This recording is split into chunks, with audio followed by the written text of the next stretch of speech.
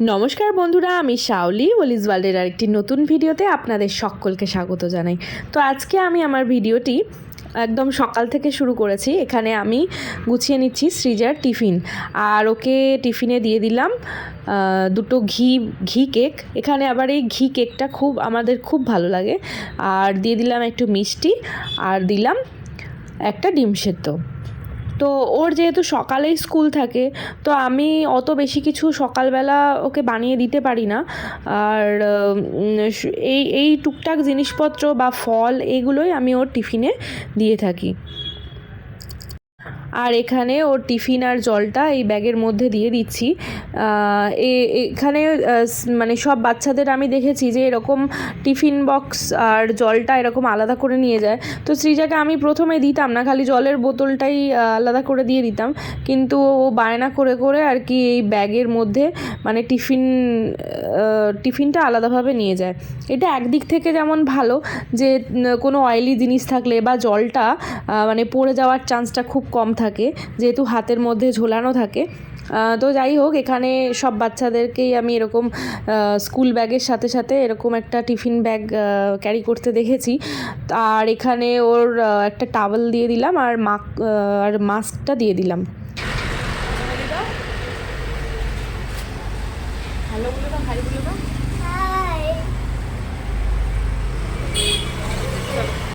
তো সৃজাকে আমি এখানে রেডি করে নিয়ে নিচে চলে গেছি, ওর বাস আসবে। আর ও এই যে বাস এসেও গেছে আর ও উঠে পড়লো।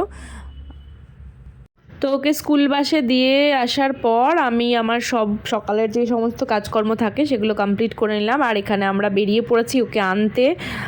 আর বেরিয়ে পড়ার মাঝখানে আমরা আবার একটু ব্রেক নিয়েছি, একটু চা খাবো বলে। চা সকালে খাওয়া হয়েছে কিন্তু ব্রেকফাস্ট করা হয়নি।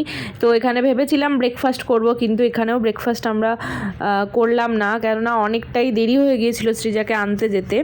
তো সেই জন্য আমরা ভাবলাম যে সৃজাকে একবারে এনে নিয়ে তারপরে ব্রেকফাস্ট করে বাড়ি যাব। তো এখানে আমরা সৃজাকে আনতে চলে এসেছি। তো আমরা সৃজাকে স্কুল থেকে নিয়েছি, এবার আমরা যাচ্ছি ব্রেকফাস্ট করার জন্য।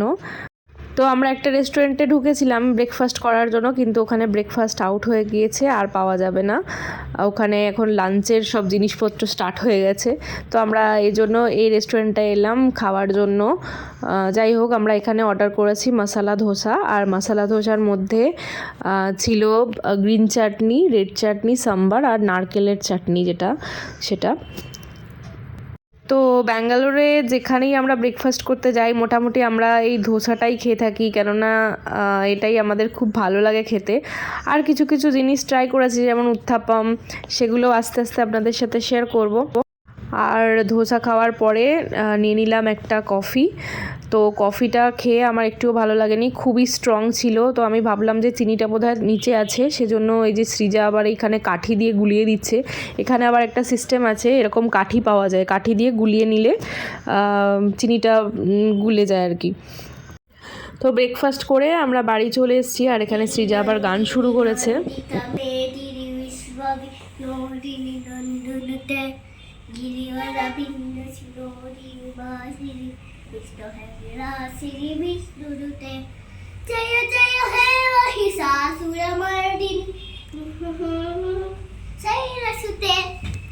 কি তো এখন বিকাল 3টে মতো বাজে, আমরা একটু ছাদে এসেছি, সৃজাকে নিয়ে এসেছি খেলার জন্য।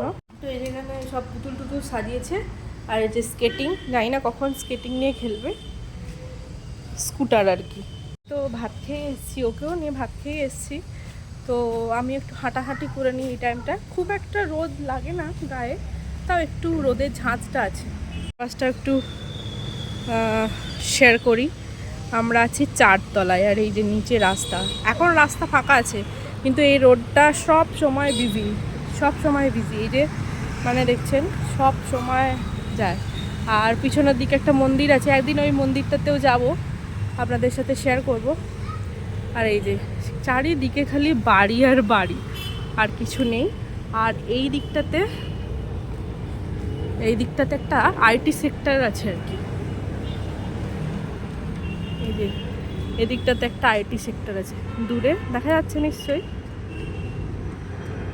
এই যে আইটি সেক্টর। মানে এই জায়গাটা সব সময় বিজি থাকে। এটা হলো এই আমরা যে দিকটায় থাকি সেই দিকের ছাদ। এখানে সব এই ডিশগুলো লাগানো আছে, তারপরে ইন্টারনেট কানেকশনগুলো এদিকে লাগানো আছে। আর এই দিকটা, হ্যাঁ, আর এই দিকটা হচ্ছে জামা কাপড় শুকোনোর জন্য এরকম ব্যবস্থা করা আছে। এখানে একটা কল, এখানে একটা কলের মতো সিস্টেম আছে, জানি না এটা জল আসে কিনা। আচ্ছা, এখানে কলের সিস্টেম আছে, মানে এখানেই জামা কাপড় কেচে ধুয়ে শুকোতে দিয়ে যাওয়া যাবে। ব্যাঙ্গালোরের প্রত্যেকটা জায়গাতেই এই জিনিসটা দেখি, মানে আগেও আমরা যখন থাকতাম তখন দেখতাম আর কি, অন্য সব ছাদে এরকম সিস্টেম করা থাকে যাতে ওই কাপড় জামা কেচে শুকোতে দিয়ে দেওয়া যায়। ভালো সিস্টেমটা। আর এই দিকটাতেও দেখাই, পুরো সব দিকে বাড়ি হচ্ছে, বাড়ি, খালি বাড়ি। আর এত ছোট ছোট রুমগুলো, মানে খালি বিজনেস করার জন্য এরকম, খুবই ছোট রুমগুলো। 1 BHKগুলো এতটাই ছোট করেছে, 2 BHKগুলোও ছোট।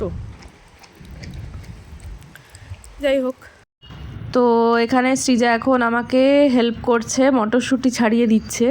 তো সৌমর যেহেতু আজকে ছুটি ছিল, আর আজকে আমরা ওর চুলটাও কাটিয়ে দিয়েছি, কেননা ঘামের মধ্যে স্কুল বাসে করে যখন আসে না, ও ঘেমে যাচ্ছে আর ওর সর্দি কাশি হয়ে যাচ্ছে আর কি, ওর জন্য চুলটা কাটিয়ে দিলাম। না হলে ব্যাঙ্গালোরের ওয়েদার তো খুবই সুন্দর, মানে আমি ভেবেছিলাম যে ওর চুলটা একটু বাড়াবো, কিন্তু সেটা আর হয়ে উঠলো না শরীর খারাপের জন্য। তো এখানে মটরশুঁটি ছাড়াচ্ছে, আর আমি আজকে করব মটরশুঁটির কচুরি।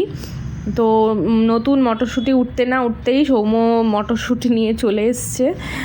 আর মানে আজকে ছুটির দিন যেহেতু, সেই জন্য একটু স্পেশাল রান্না করব। তো করব মটরশুঁটির কচুরি আর আলুর দম। আর এখানে আলুর দম করার জন্য আমি এখানে কড়াইয়ে তেল বসিয়ে দিয়েছি, আর তেল দিয়ে আলুগুলো ভেজে নিয়েছি। আর সেই তেলেতেই অল্প রসুন কুচি দিয়ে দিলাম, আর রসুনটা অল্প ভাজা ভাজা করে নেব। রসুনটা মানে এবারে আমি আর বাটিনি, আমি দেখলাম যে গোটা রসুন দিয়ে আলুর দমটা করলে কেমন টেস্টি হয় কি না। আর এখানে এরপরে দিয়ে দেব আদা, পেঁয়াজ আর টমেটো বাটা দিয়ে এবার এটা মশলাটা কষতে থাকবো। আলুটা তো অলরেডি আমি আগেই ভেজে নিয়েছি, তো সেজন্য মানে মশলাটা কষে গেলেই মোটামুটি রান্নাটাও তাড়াতাড়ি হয়ে যাবে। আর এখানে দিয়ে দিলাম একটু হলুদ, আর দেব অল্প নুন, দিয়ে কষাতে থাকবো।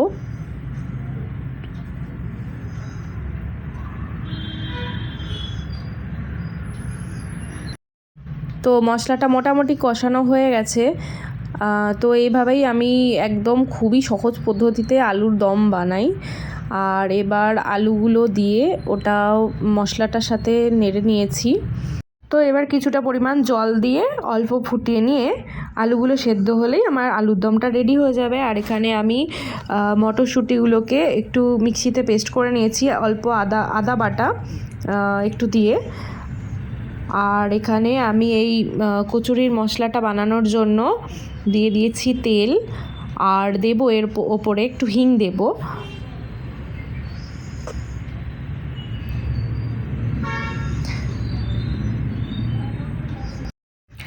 আর এরপর দিয়ে দিলাম একটু জিরে। তো এবার হিং আর জিরেটা যখন একটু ভাজা ভাজা হয়ে যাবে, তখন আমি ওই মটরশুঁটির পেস্টটা দিয়ে দিলাম। আর কড়াইশুঁটির কচুরি তো মানে সবাই বানাতে পারে, তো সেই জন্য আমি আর ডিটেলসটা কিছু বলছি না। মোটামুটি শীতকাল এলেই তো আমাদের কড়াইশুঁটির কচুরি মানে খেতেই হবে বাঙালিদের আর কি। এই তো আমরাও তাই একটু ঠান্ডা ঠান্ডা পড়তেই আমরা মানে শুরু করে দিয়েছি শীতের খাবার দাবার খাওয়া। তো এখানে আমার মশলাটা রেডি হয়ে গেছে, আর আমি এবার আটার মধ্যে দিয়ে মানে কচুরি করে নেব। আর এই যে এখানে আমাদের আজকের ডিনার রয়েছে কচুরি, আলুর দম আর একটু মিষ্টি। আমার আজকের ব্লগটা ভালো লেগে থাকলে অবশ্যই লাইক, কমেন্ট, সাবস্ক্রাইব করবেন। সকলে খুব ভালো থাকবেন, সুস্থ থাকবেন। দেখা হচ্ছে পরবর্তী ব্লগে।